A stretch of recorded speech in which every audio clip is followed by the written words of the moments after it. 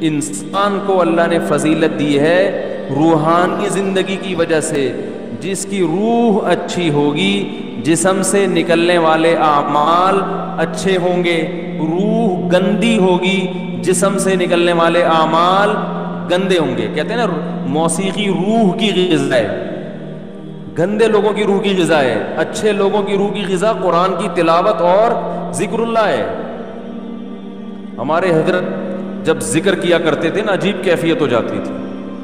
ایک شعر پڑھا کرتے تھے, دم رکا سمجھو اگر دم بھر بھی یہ ساغر رکا, میرا دور زندگی ہے یہ جو دور جام ہے. کیا زبردست شعر ہے.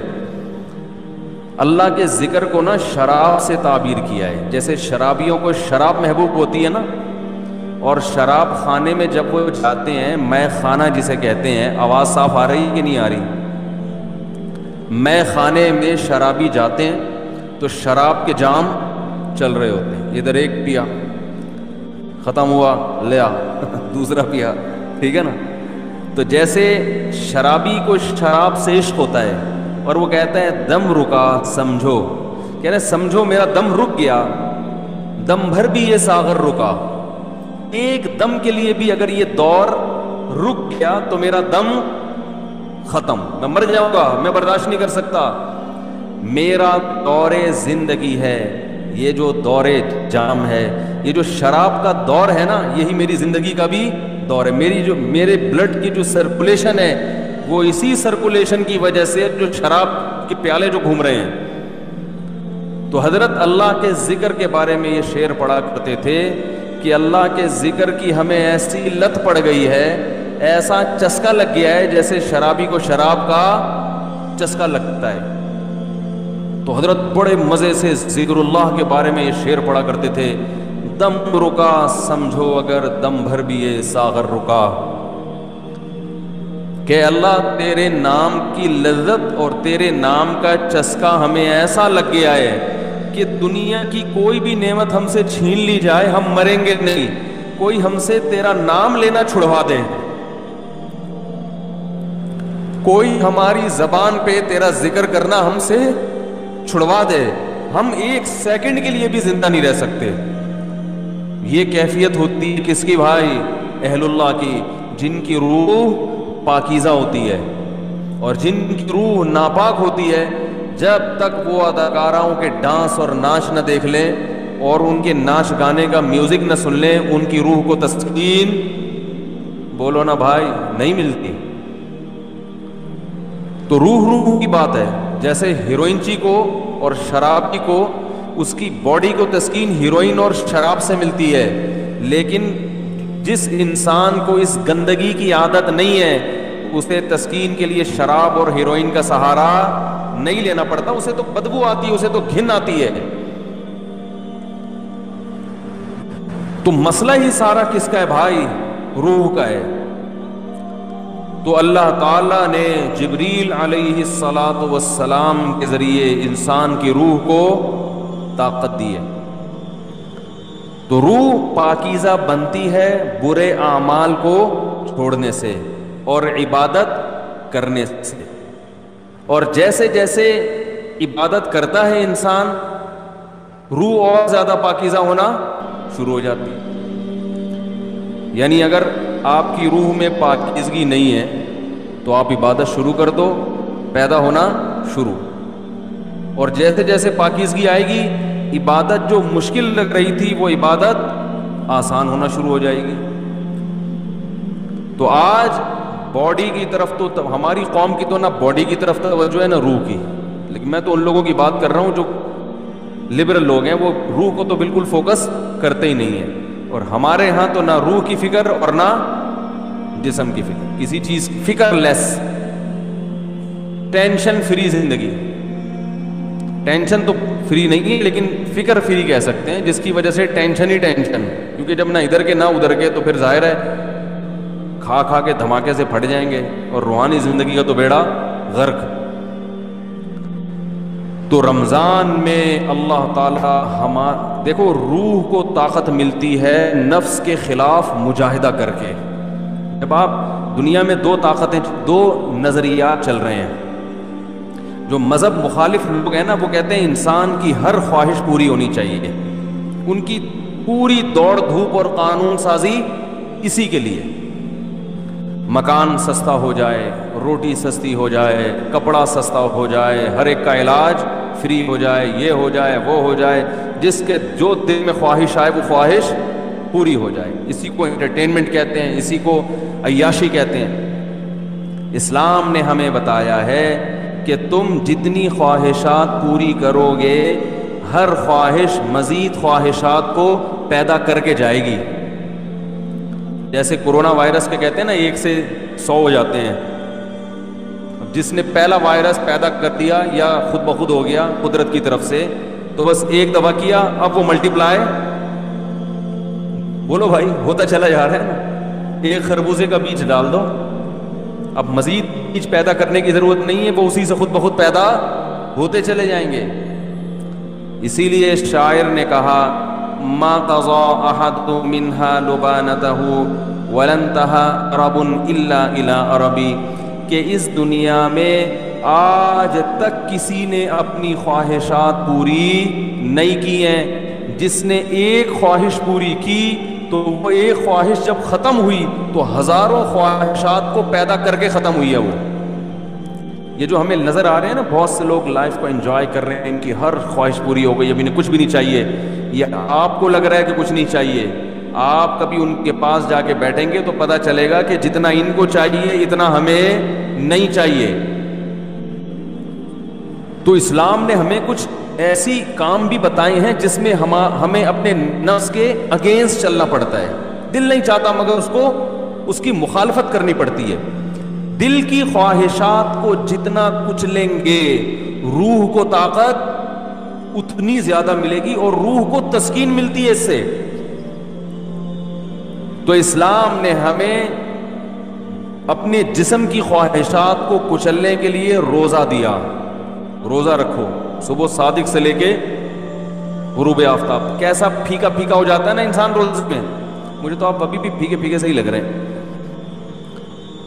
عجیب سا نا کسی کام کا دل لگ رہا ہے، بیٹھے ہوئے ہیں، نہ گٹکا کھا سکتے ہیں، نہ پان کھا سکتے ہیں، نہ سگریٹ پی سکتے ہیں، نہ چائے پی سکتے ہیں، نہ کھانا کھا سکتے ہیں، سوکھا سوکھا سا منہ ہوتا ہے سب کا۔ روزے کی حالت میں دیکھو سب کی حالت کیا ہوتی ہے، کسی کام میں دل نہیں لگ رہا۔ اللہ نے کہا بس 1 نہیں 2 نہیں 3 نہیں 4 نہیں، کتنے 29 یا 30، آسان کام تھوڑی ہے۔ پھر ہاتھ باندھ کے اللہ کے سامنے کھڑے ہو جانا، نماز میں باؤنڈ کر لینا اپنے آپ کو۔ آج دنیا میں دنیا پرستوں کے لیے سب سے قیمتی چیز ٹائم ہے۔ وہ ٹائم کہتے ہیں کہ اتنی دیر ہم مسجد میں اللہ کے سامنے ہاتھ باندھ کر کھڑے رہیں، اس سے ہمیں ملتا تو کچھ بھی نہیں ہے، تو یہ تو ٹائم ویسٹنگ ہے۔ تو اللہ نے کہا کہ کرو یہ کام، تمہارا دل نہیں چاہتا مگر تمہیں کرنا پڑے گا۔ تو جب انسان بار بار بار بار اپنی خواہشات کے اگینسٹ چلتا ہے نا تو اس کی روح کو طاقت ملنا شروع ہو جاتی ہے، اتنی روحانی قوت اس کے اندر پیدا ہوتی ہے، وہ کچھ کر کے دکھاتا ہے جس کا لوگ تصور نہیں کر سکتے تھے۔ یہ جو اسلاف کے واقعات ملتے ہیں، عشاء کی نماز میں کھڑے ہوئے اور فجر تک نماز پڑھتے رہے، یہ تو تواتر سے ثابت ہے۔ بعض لوگ اس کا مذاق اڑاتے ہیں کہ یہ ممکن نہیں ہے، اور بعض کہتے ہیں وہ حدیث میں تو آتا ہے کہ جس نے 1 دن میں 3 دن سے کم میں قرآن ختم کیا اس نے سمجھا ہی نہیں۔ اس حدیث کا مطلب کیا ہے وہ میں کسی اور موقع پہ بتاؤں گا، ورنہ وہ سارا موضوع چینج ہو جائے گا۔ اسلاف سے صحابہ سے تواتر کے ساتھ ثابت ہے کہ ایک رات میں ایک رکعت میں پورا قرآن ختم کیا انہوں نے۔ حدیثوں کا مطلب جو ہے نا پروفیسروں سے مت پوچھو، یہ صحابہ اور تابعین سے پوچھا کرو کہ کون سی حدیث کا کیا مطلب ہے۔ حضرت عمر رضی اللہ تعالیٰ عنہ نے حضرت عثمان کی طرف ایک دن اشارہ کر کے فرمایا کہ مجھے اس شخص سے محبت کیوں نہ ہو، یہ وتر کی 1 رکعت میں پورا قرآن پڑھ لیتے ہیں۔ وتر کی جو 30 رکعت ہے نا، اور حجر اسود کے سامنے کھڑے ہوتے ہیں اور پوری رات 1 رکعت میں پورا قرآن۔ حضرت عمر کا اپنا معمول کیا تھا، فجر میں اتنی لمبی نماز پڑھاتے تھے، آج تو ہم افورڈ ہی نہیں کر سکتے۔ صبح صادق کا وقت جب شروع ہوتا تو نماز شروع کی جاتی، اور سورج نکلنے سے پہلے سلام پھرتا تھا فجر کا. کتنے گھنٹے کی نماز ہو گئی فجر کی. اور نماز میں تلاوت کرتے کرتے کرتے بعض دفعہ اللہ کے خوف سے رو کے گر جایا کرتے تھے. فجر میں حضرت عثمان رضی اللہ تعالیٰ عنہ پوری سورہ یوسف پڑھتے تھے. ایک تابعی کہتے ہیں کہ میں نے سورہ یوسف حضرت عثمان کے پیچھے فجر میں سن سن کے یاد کر لی, زبانی یاد ہو گئی. کتنی لمبی لمبی ان لوگوں کی نمازیں تھیں, کتنی لمبی لمبی ان لوگوں کی دعائیں تھیں, کتنی. آج بالکل عبادت کا ذوق اور شوق ختم. اور پہلے عورتوں میں عبادت کا ذوق مردوں سے بھی زیادہ تھا. مرد تو تھڑے چھڑے پہ جا کے بیٹھ گئے, دو چار لونڈے لپاڑے بیٹھ گئے, کچھ ادھر بات کر لی, کچھ ادھر چلے گئے, ڈبو اسنوکر. خواتین تو گھروں میں وہ تو عبادت میں آگے تھیں. آج سب کے ہاتھ میں کیا آ گئے؟ موبائل, واٹس ایپ, بس ہر وقت. میری والدہ اللہ ان کی مغفرت فرمائے, آخر عمر میں تقریباً 1.5-2 سال ان کا دماغ کام نہیں کرتا تھا. جیسے قومے کی کیفیت ہوتی ہے نا, یہ ہو گئی تھی کیفیت. تو ہوش نہیں تھے, کوئی بات بتاؤ سمجھ میں نہیں آتی تھی. لیکن تسبیح جیسے ہی پکڑاتے تھے نا فوراً چلنا شروع, اور زبان بھی چلنا شروع. کیوں؟ لاشعور میں یہ چیز, بولو نا بھائی, بیٹھ گئے. کیونکہ زندگی بھر تسبیح پڑھی ہے نا, تو اب ہوش نہیں ہے. تو جیسے ہی تسبیح ہاتھ میں آئی اللہ کا نام شروع. میرے بڑے بھائی جب سورہ یاسین کی تلاوت کرتے ان کے سامنے, تو سورہ یاسین کا تلاوت کے جو کوئی لفظ چھوٹ جاتا نا تو وہ ان کی زبان سے نکل جاتا تھا. جیسے آخری لفظ آ رہا ہے نا مبین, تو وہ رک گیا تو وہ ان کی زبان سے نکل. ایک لاشعور میں سورہ یاسین بہت پڑھی ہے انہوں نے. تو میں نئی نسل کو دیکھ کے یہ پیشگوئی کر سکتا ہوں کہ جب ہمارا بڑھاپا ہو, اللہ ہم سب کو بچائے, تو پتہ نہیں ہمارا حال کیا ہوگا. ہوش میں نہیں ہوں گے. کوئی تسبیح لا کے پکڑائے گا تو ایسے لگے گا جیسے یہ پتھر ہے. جیسے ہی موبائل لا کے پکڑائیں گے نا, ٹھک ٹھک چلنا, فوراً سب سے پہلے لاک کھلے گا اس کا. حقیقت بتا رہا ہوں میں, کیونکہ لاشعور میں یہ چیز بیٹھ گئی ہے. موبائل ہے, فیس بک, واٹس ایپ, یوٹیوب, ایک دم چلنا شروع, ٹھک ٹھک ٹھک, میسج بازیاں. اور بھائی کیا کر رہی ہو, دوپٹہ کہاں سے خریدا, خواتین کی نا, چاہے قومے میں ہو یا کچھ بھی ہو, اللہ بچائے سب کو قومے میں جانے سے. جو کام زندگی بھر کیا ہوتا ہے, جب انسان ہوش میں نہیں ہوتا تو وہی کام اس کے سامنے آنا شروع ہو جاتا ہے. علماء نے بیان کیا ہے کہ کئی دنیا میں حافظ ایسے ہیں کہ مرتے ہوئے ان سے کہا جا رہا تھا کہ کلمہ پڑھو تو گانا شروع کر دیا انہوں نے. حافظ قرآن تھے مگر قرآن کی تلاوت نہیں کرتے, گانوں اور فلموں کو فوکس کیا ہوا تھا.